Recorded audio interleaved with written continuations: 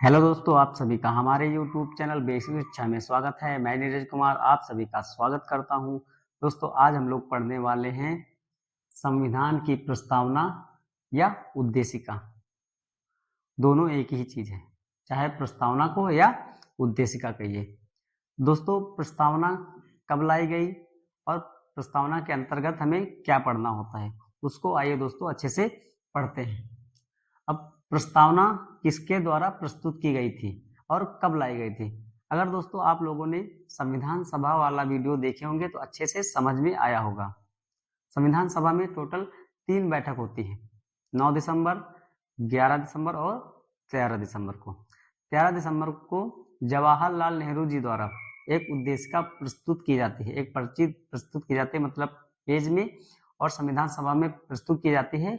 उसमें संविधान का स्वरूप कैसा होगा, संविधान जो लिखा जाएगा उसका स्वरूप के बारे में बताया गया है। उसके मतलब कि एक स्ट्रक्चर के बारे में बताया गया था, उसी को कहते हैं उद्देशिका। ठीक है, और यह उद्देशिका कब प्रस्तुत की गई थी? तो जवाहरलाल नेहरू जी द्वारा 13 दिसंबर 1946 को प्रस्तुत की गई थी। और यह अपनाया कब गया था, मतलब इसको अपनाया कब गया था? तो 12 जनवरी 1947 को अपनाया गया था संविधान सभा के द्वारा। ठीक है, अब जो ये उद्देशिका या प्रस्तावना है, यह इसका विचार कहाँ से लिया गया, मतलब स्रोत किस देश के संविधान से लिया गया? तो स्रोत की बात की जाए तो अमेरिका के संविधान से प्रस्तावना को लिया गया। और भाषा, जो इसके अंदर भाषा ली गई है, लिखी गई है प्रस्तावना के अंदर, वह कहां से ली गई? तो ऑस्ट्रेलिया के संविधान से लिया गया है। अब यहां से 2 क्वेश्चन बनते हैं। भारतीय संविधान की जो प्रस्तावना है उसके विचार कहां से लिया गया और भाषा कहां से ली गई? तो विचार अमेरिका के संविधान से लिया गया और भाषा ऑस्ट्रेलिया के संविधान से ली गई। तो ये हो गया इसके स्रोत और भाषा के बारे में। अब बात करते हैं जो प्रस्तावना है वो आखिर है क्या। अगर आप कभी कोई किताब खरीद के लाते हैं तो उसका जो पहला पेज होता है, ठीक है, उस पेज में क्या लिखा होता है? पूरे किताब के बारे में पहले ही पेज में लिखा होता है कि कौन सा पाठ किस पेज तक है। ठीक है, उसी प्रकार संविधान की पहला जो पन्ना है, संविधान का जो पहला पन्ना है, उसमें प्रस्तावना के बारे में दिया गया है। ठीक है, तो आइए दोस्तों प्रस्तावना को पढ़ते हैं। अगर आपके पास अभी पढ़ रहे हैं तो कोई भी प्रकाशन की आपके पास बुक होगी, उसमें प्रस्तावना को खोलकर देखिए अभी, तो अच्छे से समझ में आएगा। प्रस्तावना में पहला जो शब्द या लाइन है वो क्या लिखी हुई? प्रस्तावना में एक पेज है, उसमें सब ऐसे शब्द लिखे हुए हैं, उसको अच्छे से आप पढ़िए। पहला शब्द, पहली लाइन लिखी है, हम भारत के लोग। भारत को एक संपूर्ण प्रभुत्व संपन्न से होते हुए 26 नवंबर 1949 को अंगीकृत किया जाता है। इसके अंदर बहुत सी चीजें लिखी हुई, अगर वो आप देखेंगे खोलकर तो अच्छे से समझ में आएगा। ठीक है, तो पहली लाइन क्या है? हम भारत के लोग, और लास्ट की लाइन है 26 नवंबर 1949 को अंगीकृत किया जाता है, क्योंकि संविधान 26 नवंबर 1949 को लिखकर तैयार किया गया था। ठीक है, उसके बाद ये तो प्रस्तावना उस पेज के अंदर लिखा हुआ है। ठीक है, अब जो ये प्रस्तावना है इसको क्या कहा जाता है? प्रस्तावना को संविधान की आत्मा या कुंजी कहा जाता है। बहुत ही महत्वपूर्ण है दोस्तों। संविधान की आत्मा किसे कहा जाता है? तो प्रस्तावना को कहा जाता है। ठीक है, और संविधान का स्रोत, संविधान को ताकत कहां से मिलती है? तो हम भारत के लोग, क्योंकि अगर यहाँ की जनता, भारत की जनता संविधान को मानेगी नहीं तो उसको ताकत कहां से मिलेगी? और संविधान को ताकत नहीं मिलेगी तो देश कैसे चलेगा? तो किसी भी देश को चलाने के लिए वहां का संविधान जो है उसको वहां के लोगों द्वारा अच्छे से पालन करना चाहिए, तभी उस देश का संविधान ताकतवर बनेगा। अगर संविधान ताकतवर होगा तो उस देश की प्रशासन व्यवस्था और भी अच्छे से चलेगी। ठीक है, तो संविधान को ताकत कहां से मिलती है? हम भारत के लोग अर्थात भारत की जनता से। ठीक है, तो स्रोत या केंद्र बिंदु कौन है? भारत की जनता को माना जाता है। ठीक है, उसके आगे पढ़ते हैं हम लोग कि इसके बारे में कौन कौन से विवाद हुए हैं। बेरूबाड़ी संघवाद 1960। अब इसमें क्या था दोस्तों, उसको आइए अच्छे से पढ़ते हैं। इस वाद में जो 1960 में हुआ था, इसमें जो सुप्रीम कोर्ट ने यह माना कि जो प्रस्तावना है वह संविधान का अंग नहीं है। अभी हम लोग पढ़ रहे हैं कि ये संविधान की आत्मा है, कुंजी है। अब 1960 में एक वाद हुआ, ठीक है, बेरूवाड़ी संघवाद। उसमें सुप्रीम कोर्ट ने ये कहा कि यह संविधान का अंग नहीं है। अब ये संविधान का अंग नहीं है तो इसमें विधायिका कोई संविधान संशोधन भी नहीं कर सकती है। उसके बाद केशवानंद भारती केरलवाद 1973 में आया। ठीक है, उसमें क्या कहा गया? सुप्रीम कोर्ट ने कहा संविधान का अंग इसे माना, कहने का मतलब सुप्रीम कोर्ट ने इसे संविधान का अंग माना। अब जब ये अंग माना तो विधायिका इसमें संशोधन कर सकती है, मगर इसमें सुप्रीम कोर्ट ने यह भी कहा कि जो इसमें मूल रूप से शब्द हैं, ठीक है, उसको ना बदला जाएगा, उसको नहीं बदला जाएगा। जो इसमें पहले से समाहित जो शब्द हैं उसको आप हटा नहीं सकते हैं। अगर आप अलग से जोड़ना चाहते हैं तो जोड़ सकते हैं, मगर पॉजिटिव शब्द होने चाहिए, पॉजिटिव शब्द होने चाहिए, नेगेटिव शब्द नहीं होने चाहिए। तो इसमें कहा गया केशवानंद भारती केरलवाद 1973 में। ठीक है, इस वाद में जो प्रस्तावना है उसको संविधान का अंग नहीं माना गया और केशवानंद भारती केरलवाद 1973 में संविधान का अंग इसे माना गया। ठीक है, अब जब इसे प्रस्तावना को संविधान का अंग मान लिया गया तो 42वां संविधान संशोधन 1976 में कब हुआ? 42वां संविधान संशोधन 1976 में, और इसमें 3 शब्द जोड़े गए। कौन कौन से शब्द?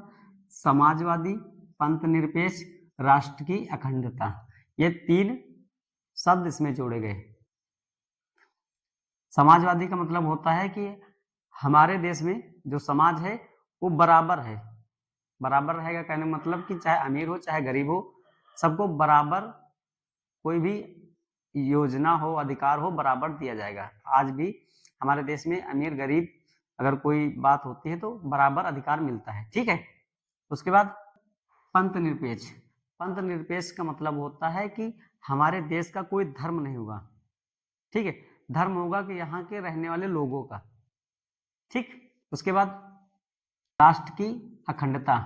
राष्ट्र की अखंडता का मतलब यह है कि हमारे देश में विभिन्न प्रकार के अखंडता में एकता है, चाहे बोली भाषा के आधार पर ले लीजिए, जाति के आधार पर ले लीजिए, धर्म के आधार पे ले लीजिए और क्षेत्र के आधार पर ले लीजिए, सब में अलग अलग विचार और अलग अलग बोली भाषा है, मगर फिर भी हमारा देश एक है।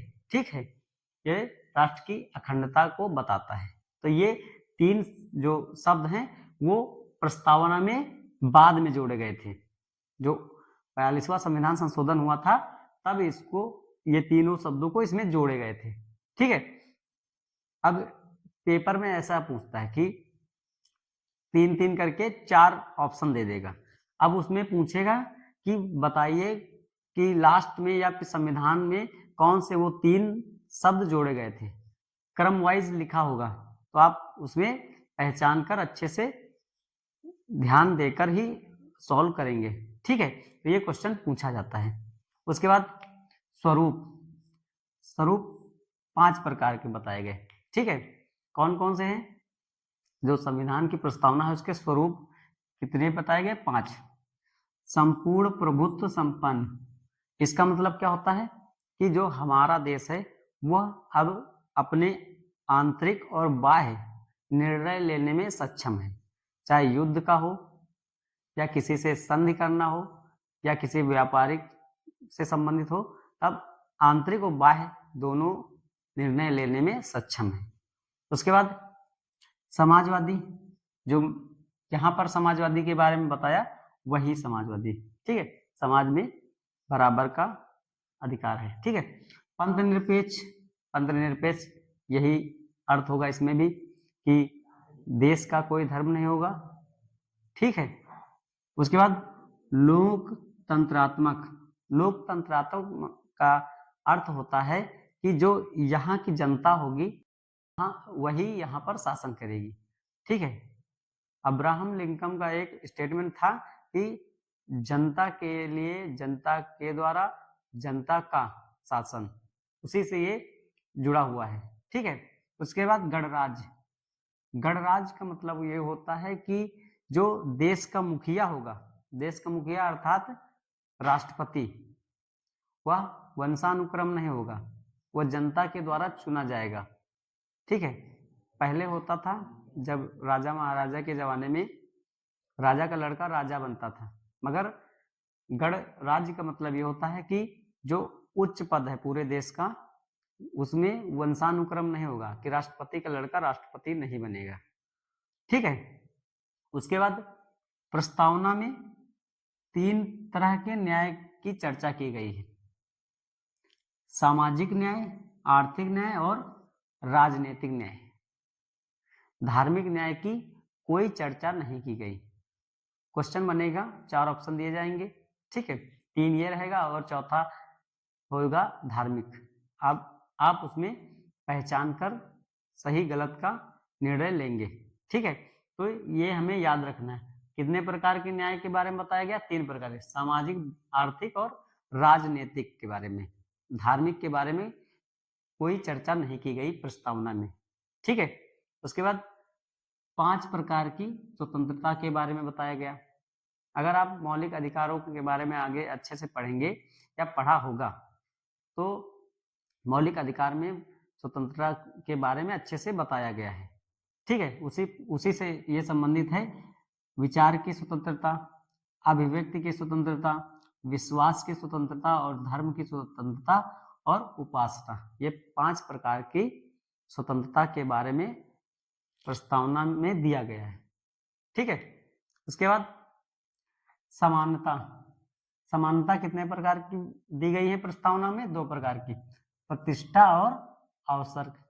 तो समानता 2 प्रकार की दी गई है, 5 प्रकार की स्वतंत्रता बताई गई और 3 प्रकार के न्याय के बारे में बताया गया। और कुछ प्रमुख विद्वानों ने प्रस्तावना के बारे में क्या कहा, आइए उसको पढ़ते हैं।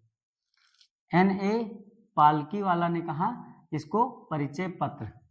N.A. पालकीवाला ने प्रस्तावना को क्या कहा? परिचय पत्र कहा, ठीक है। उसके बाद अल्लादी कृष्णा स्वामी अय्यर ने क्या कहा? दीर्घकालीन स्वप्नों का विचार, ठीक। इन्होंने क्या कहा? दीर्घकालीन स्वप्नों का विचार इन्होंने कहा, ठीक है। तो ये संविधान की प्रस्तावना है और उसको हम लोगों ने अच्छे से पढ़ा। आशा करता हूं आप लोगों को अच्छे से समझ में आया होगा। धन्यवाद दोस्तों।